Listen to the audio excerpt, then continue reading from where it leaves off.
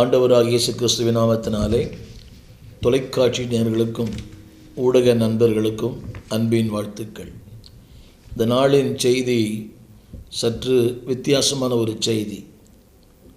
அதனுடைய தலைப்பு என்னவென்றால், young pastors should know about the seniors. இது சற்று வித்தியாசமாக இருக்கலாம். இன்றைய இளைய தலைமுறையினர், இளம் ஊழியர்கள் முதிர்ந்த ஊழியர்களை குறித்து அறிந்து கொள்ள வேண்டிய சில சத்தியங்கள். இன்றைய இளம் ஊழியர்கள் முதிர்ந்த வளர்ந்த ஊழியர்களை குறித்து அறிந்து கொள்ள வேண்டிய சில சத்தியங்கள். இன்றைக்கு இளம் ஊழியர்கள் கர்த்தரால் பயன்படுத்தப்படுகிறார்கள். அவருடைய இளமை, அவருடைய துடிப்பு, அவருடைய சத்தம், அவருடைய ஓட்டம், இதெல்லாம் அநேகரை கவர்ச்சிக்கிறது. நல்லது தான். ஆனால் அதே வேளையில் முதிர்ந்த ஊழியர்களை குறித்த ஒரு அக்கறை அவளுக்கு தேவை.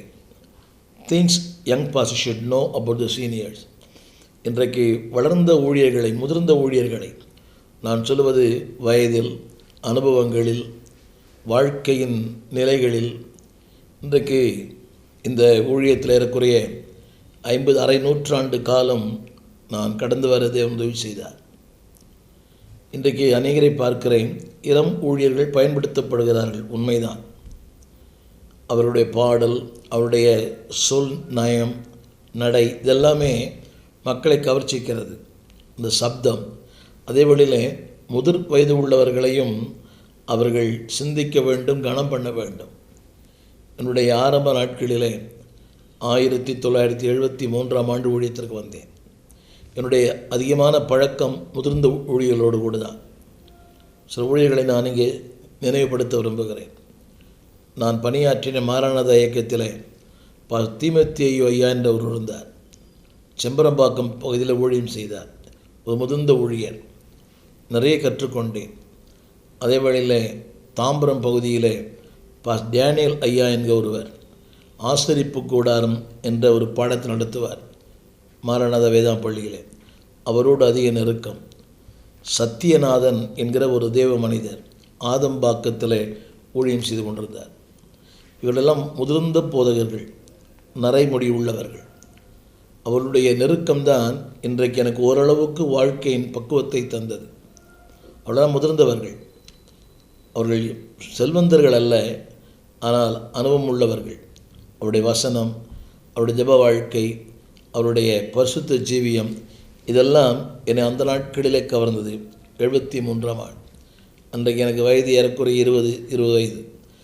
நான் இங்கே குறிப்பிட விரும்புகிற சத்தியம் என்னவென்றால், the young pastor should know about the seniors.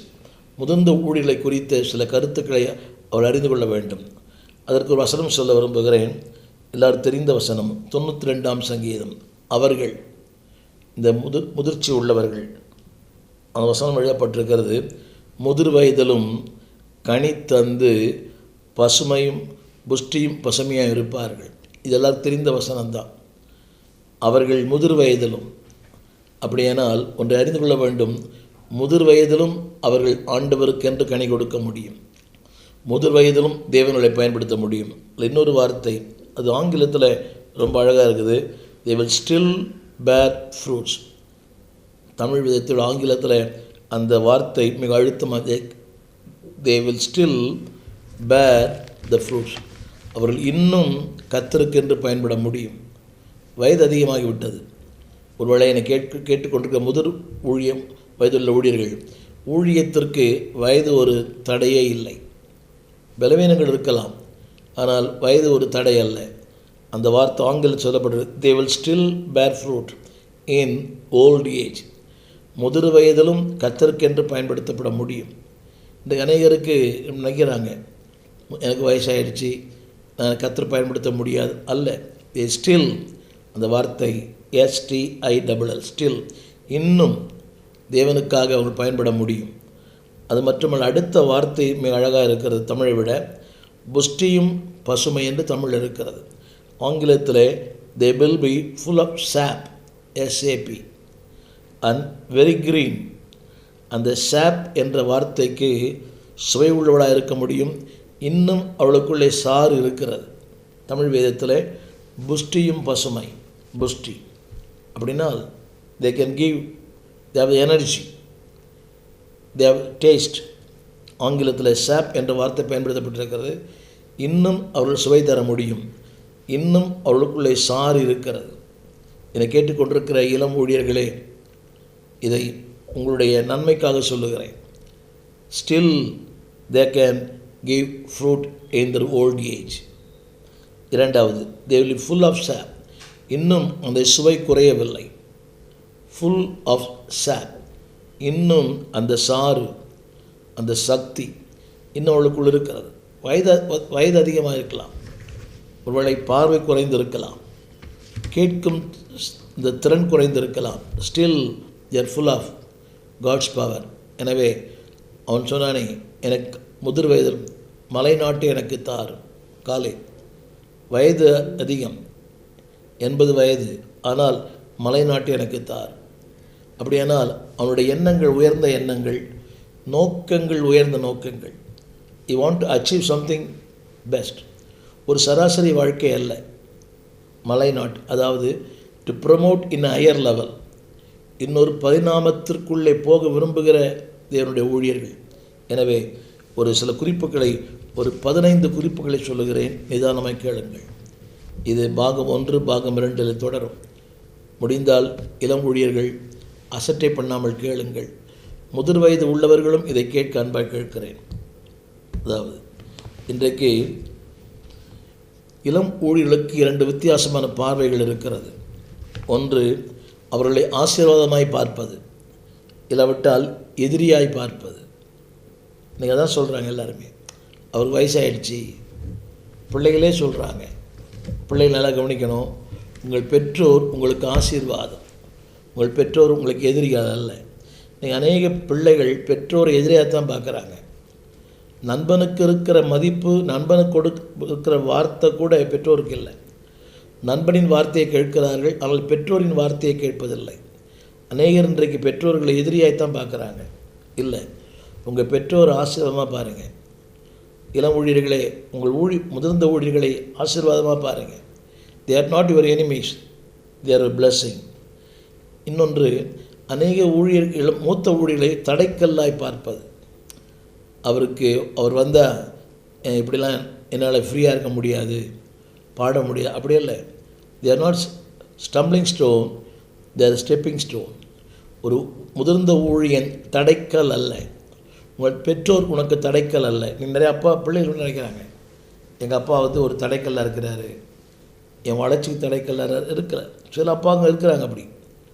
ஆனால் ஒரு முதிர்ந்த ஊழியன் தடைக்கல்லாக இருக்க மாட்டான், படிக்கட்டாக இருப்பான். இன்றைக்கு நான் இந்த அளவு ஓரளவுக்கு வளர்ந்துருக்குன்னு சொன்னால் அது முதிர்ந்த ஊழியர்களோடு நான் பெற்றுக்கொண்ட அனுபவம், அவளோடு நான் கடந்து வந்த பாதை. எல்லாம் ஏற்புடையதாக இருக்குன்னு சொல்ல முடியாது, ஆனால் ஏற்புடையதாக இருந்தால் ஏற்றுக்கொள்ளுங்கள். உங்கள் முதிர்ந்த ஊழியர்களை உங்கள் தகப்பனாய் பாருங்கள், இல்லாவிட்டால் தகப்பனின் தகப்பனாய் பாருங்கள், எதிரியாய் பார்க்காதிருங்கள். ஒரு முதிர்ந்த ஊழியரை உங்கள் அப்பா மாதிரி பாருங்கள், இல்லை உங்கள் அப்பாவுக்கு அப்பாவாக பாருங்கள். அவரையும் எதிரியாக பார்க்குறீங்க. இன்னைக்கு கூட ஒரு துக்கமான காரியங்கள், முதிர்ந்த ஊழியர்களை மதிப்பதில்லை. இந்த ஊழியர் கூடைகளை கூட ஒரு முதிர்ந்த ஊழியருக்கு மதிப்பே இல்லை. ஒரு முதிர்ந்த ஊழியர் இருக்கிறார், அவரை ஒரு ஆசீர்வாதம் போட சொல்லலாம். ஒரு இளம் ஊழியர் ஆசீர்வாதம் போடுறார், அது எந்த அளவுக்கு ஏற்புடையது என்று தெரியவில்லை. திரும்ப சொல்லுகிறேன், they are still bad fruits. அவர்கள் இன்னும் கனி கொடுத்து கொண்டிருக்கிறார்கள். இன் their old age, இன்னும் அவர்களுடைய சுவை இருக்கிறது, சார் இருக்கிறது. என்னை கேட்டுக்கொண்டிருக்கிற இளம் ஊழியர்கள், உங்கள் திருச்சபைக்கு ஒரு முதிர்ந்த ஊழியர் வருவாரானால், உங்கள் ஊழியர் கூடையிலே ஒரு முதிர்ந்த ஊழியர் இருப்பாரானால் அவரை ஆசீர்வாதம் போட சொல்லுங்கள். இது நான் போடணும் விரும்புகிற அது அல்ல, அது ஒரு முதிர்ச்சி. பிகாஸ் அவர்கள் கனி தந்தவர்கள், கனி கொடுக்கிறவர்கள், சாறு நிறைந்தவர்கள், சுவை நிறைந்தவர்கள். அந்த சுவை எப்போ வரும்னா முதிர் வயதுலேயும் வரலாம், இளம் வயதில் வரலாம், முதிர் வயதில் வரலாம். ஆனர் யுவர் சீனியர் பாஸ்டர்ஸ், முதிர்ந்த ஊழியர்களை கனம் பண்ணுங்கள். இன்றைக்கு இளம் ஊழியர்கள் கவனிக்க வேண்டிய ஒரு 15 காரியங்கள். நம்பர் 1, நான் சொல்ல விரும்ப முதல் வார்த்தை, மாற்றங்களுக்கு அவர்கள் எதிரிகள் அல்ல. இன்றைக்கு இளம் ஊழியர்கள் மாற்றங்களை விரும்புகிறார். உடை மாற்றம், இந்த செட்டப் மாற்றம், இசை மாற்றம், அவர்கிட்ட எல்லாமே மாறணும் விரும்புகிறாங்க. நிறைய பேர் பாருங்கள், அதை மாற்றி இதை மாற்றி இதை மாற்றி இதை மாற்று. அவன் மாறவே மாட்டேன்றான், ஆனால் அதை மாற்றுன்றான். இதை மாற்றுங்க, அதை மாற்றுங்க, இதை மாற்றுங்க. மாடர்ன் வேர்ல்டு, இசைக்கருவியை மாற்றுங்க, இந்த பழைய இதெல்லாம் எடுத்து போடுங்க, பழைய பாட்டெல்லாம் வேண்டாம். திரும்ப சொல்லுகிறேன், மாற்றங்களுக்கு அவர்கள் எதிராளிகள் அல்ல. கவனிங்க, தவறான மாற்றங்களுக்குத்தான் அவர்கள் எதிராளிகள். கவனமாக அன்பாக கேட்கிறேன். மாற்றங்களுக்கு எதிராளி அல்ல. இந்த முதிர்ந்த ஊழியர்கள் தவறான மாற்றங்களுக்கு எதிராளியாக இருக்கிறார்கள். மாற்றம் என்ற வார்த்தையை விட ஒரு புதிய காரியம், புதிய முயற்சி அப்படின்னு நினைக்காம, ஏன் அதை அந்த மாற்றத்தை விரும்புகிறாங்க? எந்த ஊழியனும் மாற்றத்தை விரும்பாமல் இல்லை. கவனிங்கள், அதாவது மாற்றம் என்பதை விட, அது இளம் ஊழியருக்கு சொல்ல விரும்புகிறேன், மாற்றம் நல்லது. அதே வேளையில் அந்த பழைய காரியங்களை மறந்து விடாதீங்க. பூர்வ பாதை எவை என்று கேட்டு விசாரியுங்கள். இன்றைக்கு பிரச்சனை என்னவென்றால், கவனிங்க, அதாவது அவர்கள் வரவேற்கும், அவர்களும் அதை வரவேற்கிறார்கள். மாற்றங்களை ஊழியர், முதிர்ந்த ஊழியர் எதிர்ப்பதில்லை. அவர்களும் வரவேற்கிறார்கள். அவர்கள் வரவேற்கிறார் என்பதையே நாம் மறந்து விடுகிறோம். சற்று கடினமாக இருக்கும் கேட்பதற்கு. எந்த ஊழியனுமே மாற்றங்களுக்கு எதிராளி அல்ல. நான் ஒரு ஊழியர் கொடுக்கைக்கு போகிறேன். என்னை விட முதிர்ந்த ஊழியர் இருக்கிறார்கள், இளம் ஊழியர்களும் இருக்கிறார்கள். ஆனால் இந்த இளம் ஊழியர்கள் அவர் பிரசந்த கேட்குறதே இல்லை. கொஞ்சம் ஆத்துமா, கொஞ்சம் ஜனங்கள், என்னோட உடன் ஊழியர்களே சொல்லுகிறேன், எனக்கு என்னோடு கூட உடன் பணியாற்றுகிறவர்கள், ஒரு தலைவனாக இருக்கிறேன். But they never listen to the word.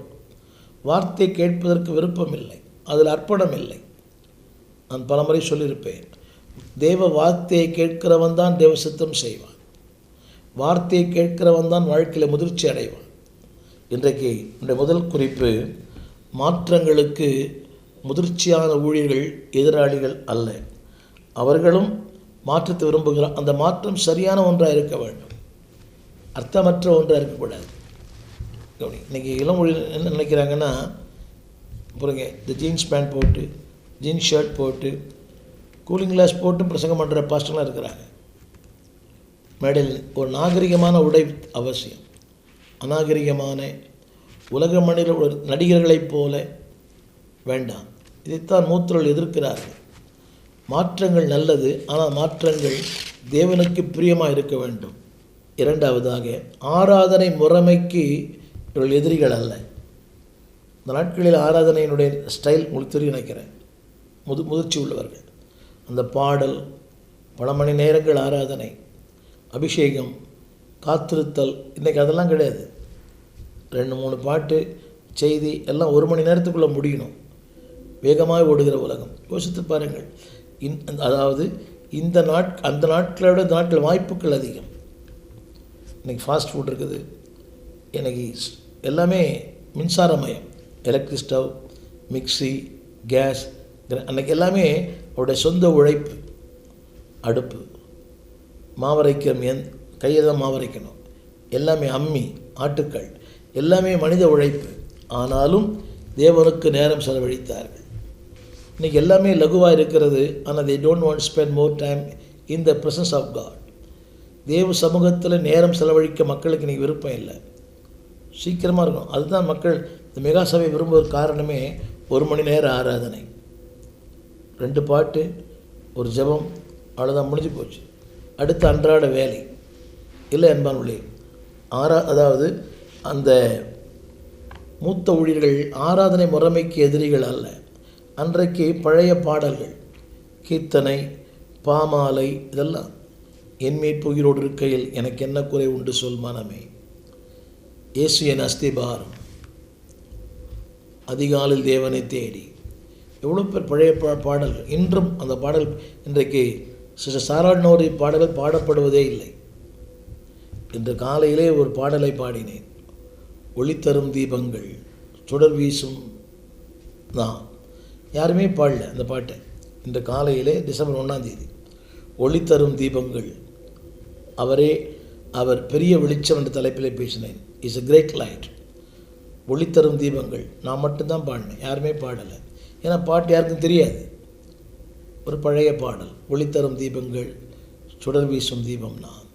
அப்படியானால் இந்த பழைய பாடல்களை மக்கள் இன்றைக்கு மறந்து விடுகிறார்கள். புது ட்ரெண்டு தான். ஒரு பாட்டு வந்துச்சுன்னா பாடணும், ஒரு வாரம் பாடணும், அப்புறம் அந்த பாட்டு மறந்துடும். அதுக்கு புது பாடலை பாடுவோம். அதெல்லாம் புது பாடல், அர்த்தமுள்ள பாடல் தான் புது பாடல். அதாவது இன்று பாடப்படுகிற பாடல்களிலே பக்தி விருத்தி இல்லை, அர்ப்பணம் இல்லை. இதை ஏற்றுக்கொள்ள அவர்கள் தயங்குகிறார்கள். இந்த பாடல்களில் அர்ப்பணமே இல்லை. பார்த்தீங்களா, அதில் பக்தி விருத்தி இல்லை. ஏதோ பாட்டு பாடுறோம், வசனம் இல்லை. அதில் எல்லாமே கானா பாட்டு. வேகம் இருக்கலாம், ஆனால் விவேகம் இருக்கணும். அதில் சத்தியம் இல்லை. அதில் ராகம் இருக்கிறது, ஆனால் சத்தியம் இல்லை. அன்றைக்கு பாடப்பட்ட பாடல்கள் இன்றைக்கும் பேசப்படுகிறது. டிஜிஎஸ் அவர் பாடுகிற ஒவ்வொரு பாடல்களுமே கீர்த்தனை பாடல்கள் தான். மனசுக்கு எத்தனை ஆறுதல். துன்ப வேளையில் எத்தனையோ பாடல்கள், சோர்ந்து போகாதே மனமே, எத்தனையோ பாடல்கள் இன்றைக்கும் ஆறுதல் அளிக்கிறது. சிஸ்டர் சாராட்னோடி அம்மாவுடைய பாடல்கள் இன்றும் பேசப்படுகிறது, பாடப்படுகிறது. இன்றைக்கி புதிய புதிய பாடல் வருது. யாரை பார்த்தாலும் இன்றைக்கி ஆல்பம் போடுறாங்க. இன்றைக்கி அவங்க தான் பிரபலமாக இருக்கிறாங்க. பிரபலமாக வேண்டுமா, ஒரு ஆல்பம் போடுங்க. இன்றைக்கி செய்தியாளர்களுக்கு இருக்கிற பார்வையாளர்களை விட இந்த ஆல்பம் போடுற மக்களுக்கு இருக்கிற பார்வையாளர்கள் அதிகம். அது அவருடைய தனிப்பட்ட கருத்து. ஆனால் நான் சொல்ல வந்த காரணம் என்னவென்றால், ஆராதனை முறைமைக்கு அவர்கள் மாறுபட்டுள்ளல்ல. இன்னொன்று சொல்ல போகிறேன். ஒரு பாடலை திரும்ப திரும்ப பாடும்போது அது வேகமாய் பாடப்படுவது, அதிக இரைச்சல், அதாவது இவைகளுக்கு அவள் எதிரி அல்ல. இன்றைக்கு ஆலயத்தில் இசைக்கு இருக்கிற முக்கியத்துவம் பாடலுக்கு இல்லை. ஒரே சத்தம், ஒரே இரைச்சல், ஒரே ஆரவாரம். அங்கே எங்கே பக்தி விரித்திருக்கிறது? என்னுடைய 2வது குறிப்பு, என்று அன்னைக்கு பாட்டு புஸ்தகம்தான், அது கூட எல்லாத்தையும் இருக்காது. இன்றைக்கி திரையிலே பாடல் காண்பிக்கப்படுகிறது. அன்னைக்கு படிக்க தெரியாதவங்களாம் பாடினாங்க. இன்றைக்கி படிக்க தெரிஞ்சவரே பாடுறதே இல்லை. ஸ்க்ரீனில் பாட்டு வருது, ப்ரொஜெக்டில் வருது. ஆனாலும் இன்றைக்கு அதை ஆராதிக்கிற மக்கள் குறைவு. நான் சொல்ல வந்த வசனம், அதாவது இந்த இளம் ஊழியர்கள் பழைய பாடல்களை பாடுவதில்லை. இன்னொன்று சொல்லணும், முதிர் வயது உள்ளவர்கள் புதிய பாடலுக்கு எதிரி அல்ல. என்னை பொறுத்த நான் புதிய பாடலுக்கு எதிரி அல்ல. நாளையத்தில் புதிய பாடல் பாடப்படுகிறது. ஆனால் அது எவ்வளோ நாள் நிற்குது பார்த்தீங்களா? அதில் சத்தியம் இருக்கணும்.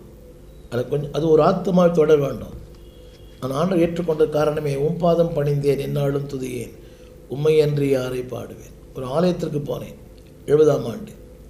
அந்த ஆலயத்தின் வெளியிலே நின்று கொண்டிருந்தேன். என் நண்பர் அழைத்து கொண்டு போனார். உள்ளே போக எனக்கு மனசில்லை. சத்துரின் போராட்டம். உள்ளே போக அவ்வளோ விருப்பம் இல்லை. இது ஏதோ இன்னொருத்தருடைய தெய்வம் நம்ம உள்ளே போனது. அந்த பாட்டு கேட்டு நான் உள்ளே போனேன். உள்ளே உட்கார்ந்தேன். அன்றைக்கு இப்போ ஜோசப் பாலச்சந்திரன் நடத்தி கொண்டிருந்தார். பாஸ்டர் என்ட்ரி ஜோசப் ஐயா தான் எனக்கு பிரசங்கம். எனக்கு என்ன தெரியாது, அவர் என்ன பிரசங்கம் பண்ணார் ஞாபகம் இல்லை. எனக்கு அதில் நாட்டமும் இல்லை. அதாவது முதிர்ந்த ஊழியர்கள் இசைக்கருவிகளுக்கு எதிராளி அல்ல. ஆனால் ஆரம்பத்தில் நான் சொல்லிட்டேன், இந்த மாடர்ன் வர்ஷிப், நவீன கால ஆராதனை, ஆண்கள் ஆடுவது, பெண்கள் ஆடுவது, சினிமாவிட மோசமாக இருப்பது, அதான் இந்த இளம் மொழியில் விரும்புகிறார்கள். மாடர்ன் வர்ஷிப் அது வேண்டாம். திரும்ப சொல்லுகிறேன், பூர்வ பாதைகள் எவை என்று கேட்டு, அதாவது அந்த பழைய காரியங்களை மறந்துவிடக்கூடாது. அந்த மாடர்ன் வர்ஷிப், இன்றைக்கெல்லாம் மாடர்ன் வர்ஷிப் விரும்புகிறாங்க. உட்கார்ந்து ஆராய்ச்சி, அன்றைக்கெல்லாம் தலை தான் ஆராய்ச்சோம் பக்தி. இன்றைக்கி எல்லாமே சேர் தான். நீங்கள்லாம் ஏறக்குறைய எல்லா சபைகளும் இன்றைக்கி ஏசி மயமாக இருக்கிறது. அதாவது நான் சொல்ல வந்த மூத்த ஊழியர்கள் இசைக்கருவிகளுக்கு இசைக்கு விரோதி அல்ல, அந்த சத்தத்துக்கு தான் விரோதி. 4வது இளம் ஊழியர்கள் கவனிக்க வேண்டும், கவனியுங்கள். அன்றைக்கு செய்தியிலே நகைச்சுவை இருந்தது, இன்றைக்கு நகைச்சுவையே செய்தியாக இருக்கிறது. அன்றைக்கு செய்தியிலே நகைச்சுவை இருந்தது, கருத்து இருந்தது, ஆழம் இருந்தது, சிந்திக்கக்கூடிய அந்த ஒரு கிருபை இருந்தது. இன்றைக்கு ஒன்றுமே இல்லை, ஒரு சொற்பொழிவு, ஒரு விசில், ஒரு ஆரவாரம். அன்றைய செய்தியிலே பரிசுத்தம் இருந்தது, கரெக்ஷன் இருந்துச்சு, கவுன்சிலிங் இருந்தது, கன்சலேஷன் இருந்தது, தமிழை சொல்லுகிறேன், எச்சரிப்பு இருந்தது, ஆறுதல் இருந்தது, ஆலோசனை இருந்தது. இன்றைக்கி எச்சரிக்கிற செய்திகளை யாரும் விரும்புவதில்லை. மக்களுக்கு ஏற்றாற் போலத்தான் இந்த செய்திகளை தர வேண்டும். மக்கள் விரும்பலை. ஒரு சின்ன கேள்வி, இன்றைய திருச்சபையிலே பசுத்தம் பேசப்படுகிறதா? இன்றைய திருச்சபையிலே நரகம் பேசப்படுகிறதா? இன்றைய திருச்சபையிலே பரலோகம் பேசப்படுகிறதா? இன்றைக்கு திருச்சபையிலே பாவம் பேசப்படுகிறதா? இல்லை. வாழ்வு, சுகம், பலன், ஆரோக்கியம், வீடு, காரு, நீ ஒரு குட்டி கிறிஸ்து, நீ ஒரு குட்டி இயேசு, இல்லை நீயே தான் இயேசு, பரல உனக்குள்ளே எல்லாம் செஞ்சு முடிச்சிட்டார், நீ ஒன்றுமே பண்ண வேண்டாம், சும்மா இருந்தால் போதும், சிலுவையில் யாவும் எல்லாம் சம்பாரித்து முடிச்சிட்டாரு, நீ வேதம் கூட வாசிக்க வேண்டாம், உபவாசிக்கவே வேண்டாம். எத்தனை அபத்தமான செய்திகள்! அன்றைக்கு திரும்ப சொல்லுகிறேன், செய்தியில் நகைச்சுவை இருந்தது, இன்றைக்கு நகைச்சுவையே செய்தியாய் மாறிற்று. சமீபத்தில் ஒரு கூடுகை ஒரு கேட்டேன், எப்படியா இருந்தது? ஒரு 3000 பேர் வந்தாங்க, நல்ல பொழுதுபோக்காக இருந்தது. மக்களை தான் விரும்புகிறாங்க. இன்றைக்கி வசனம் பேசுகிறத யாரும் விரும்புவதில்லை. ஒருத்தனை கேட்குறாரு கிட்ட, நீங்கள் என்ன அவர் வசனமாக பேசிட்டு போகிறீங்க? அப்போ என்ன விரும்பலை அவர்? நீ குடும்பங்களை பாருங்களேன், வசனம் தானே சொல்லுது. இல்லை, திரும்ப சொல்லுகிறேன், அன்றைய செய்தி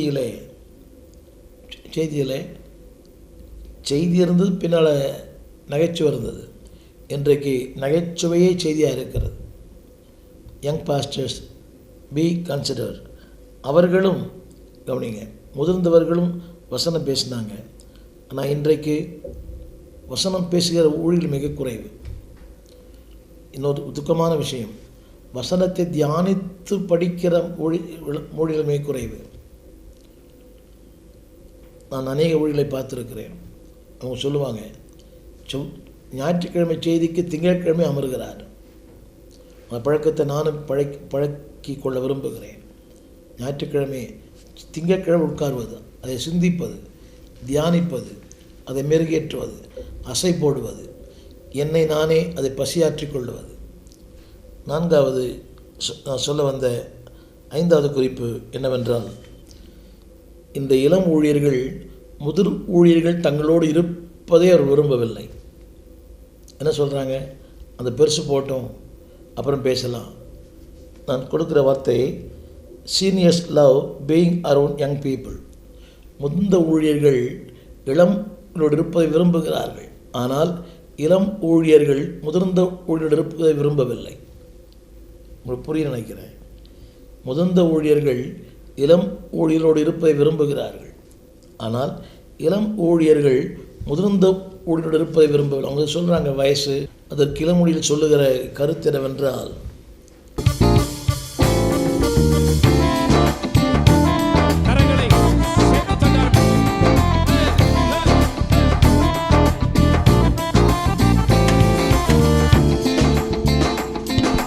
உனக்கெதிரான ஆயுதங்கள் வாய்க்காதே மகனே, உனக்கெதிரான ஆயுதங்கள் வாய்க்காதே மகளே.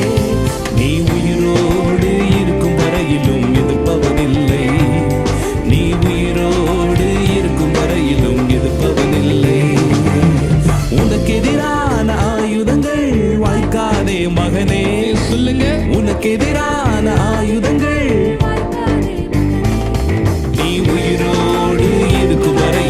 எதிர்ப்பவனில்லை, நீ உயிரோடு இருக்கும் வரையிலும் எதிர்ப்பவனில்லை, நீ உயிரோடு இருக்கும் வரையிலும் எதிர்ப்பவனில்லை, நீ உயிரோடு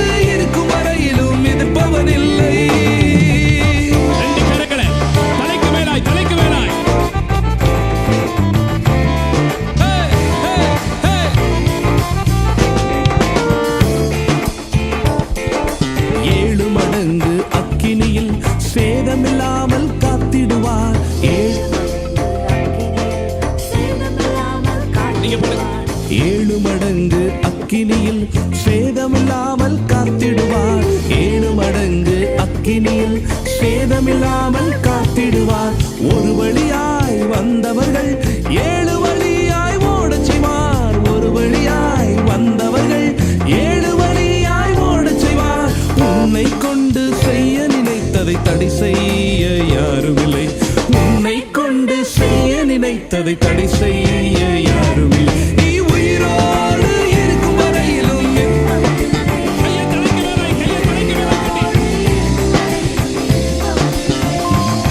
நீ உயிரோடு இருக்கும் வரையிலும் எதிர்ப்பவனில்லை. நீ உயிரோடு இருக்கும் வரையிலும் எதிர்ப்பவனில்லை. உன்னை நான் காப்பாற்றி அடிக்கடி தண்ணீர் பாய்ச்சி உன்னை பத்திரமா காத்துட்டு போனான்னு சொல்றாரு. அதை நினைச்சிட்டு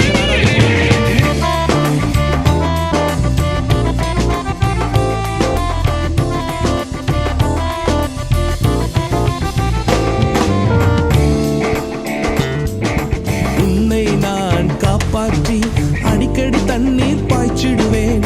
உன்னை நான் காப்பாற்றி அடிக்கடி தண்ணீர் பாய்ச்சிடுவேன்.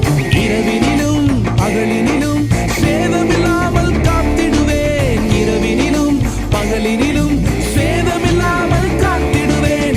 உன்னை கொண்டு மலைகளையும் குன்றுகளை நான் தகர்த்திடுவேன்.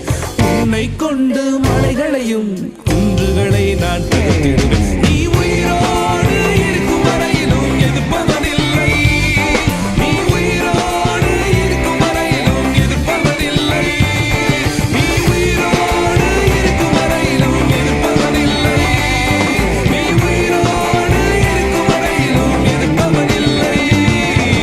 உனக்கு எதிரான ஆயுதங்கள் வாய்க்காதே மகனே. உனக்கு எதிரான ஆயுதங்கள் வாய்க்காதே மகளே. நீ உயிரோடு இருக்கும் வரையிலும் பக்கத்துல பார்த்து சொல்லுங்க, பக்கத்துல பார்த்து சொல்லுங்க, பக்கத்துல பார்த்து சொல்லுங்க. நீ உயிரோடு ஒரு பயம் உனக்கு விரோதமான நீ உயிரோடு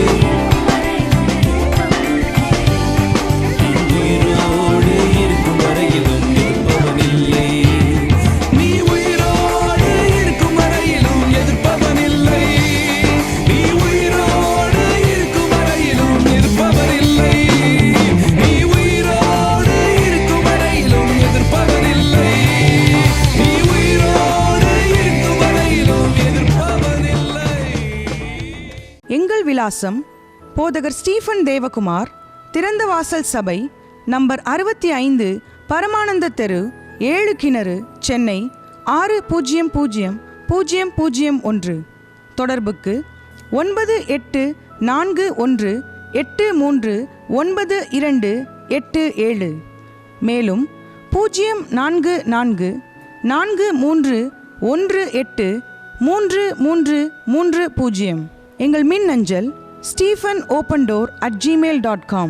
எங்கள் தேவ செய்திகளை யூடியூப் சேனலில் பார்த்து பயனடையுங்கள். தேவன் உங்களை ஆசீர்வதிப்பாராக.